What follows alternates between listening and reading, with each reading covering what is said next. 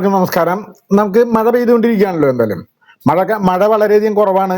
June മാസം 1-ാം തീയതി തുടങ്ങി മഴക്കാലം വരേണ്ടിയിരുന്നു. പക്ഷെ നിർഭാഗ്യവശാൽ മഴയുടെ ആനുപാതികമായിട്ടുള്ള കുറവ് സംഭവിച്ചുകൊണ്ടിരിക്കുകയാണ്. അപ്പൊ നമുക്ക് എന്ത് ചെയ്യണം?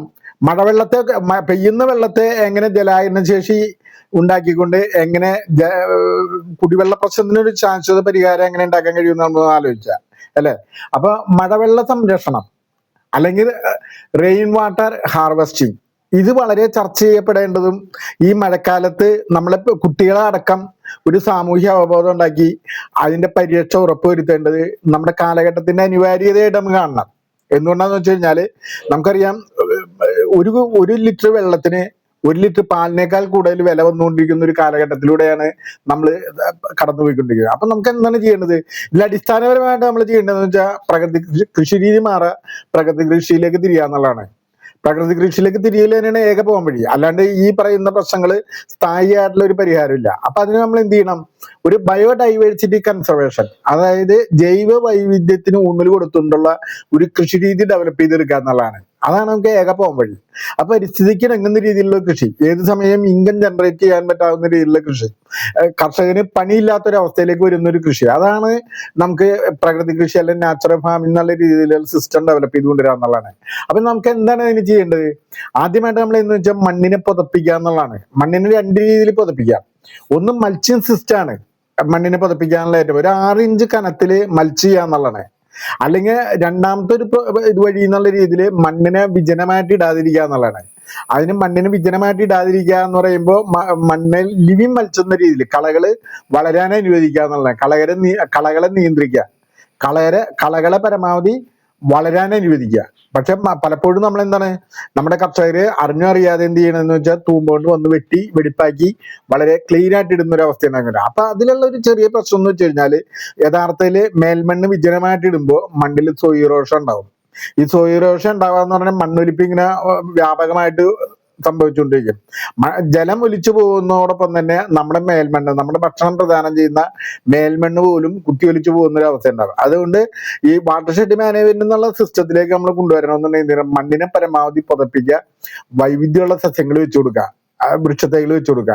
വൈവിധ്യമുള്ള വൃക്ഷത്തൈകൾ വെച്ച് കൊടുക്കുക എന്ന് പറയുമ്പോൾ ഭക്ഷ്യ സുരക്ഷിതത്തിന് ഊന്നൽ കൊടുത്തുള്ള കൃഷി രീതിയാണ് നമുക്ക് ഡെവലപ്പ് ചെയ്ത് കൊണ്ടുവരുന്നത്.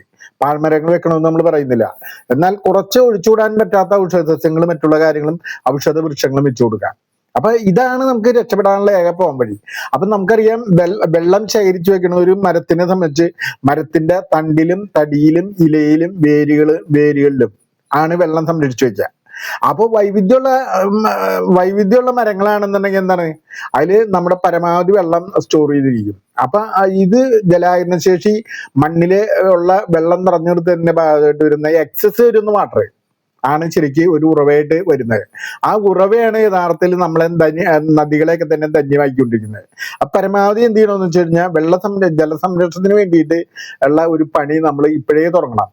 ഇപ്പോഴല്ല ശരിക്കും തുടങ്ങേണ്ടത്, വേനൽക്കാലത്താണ് തുടങ്ങേണ്ടത്.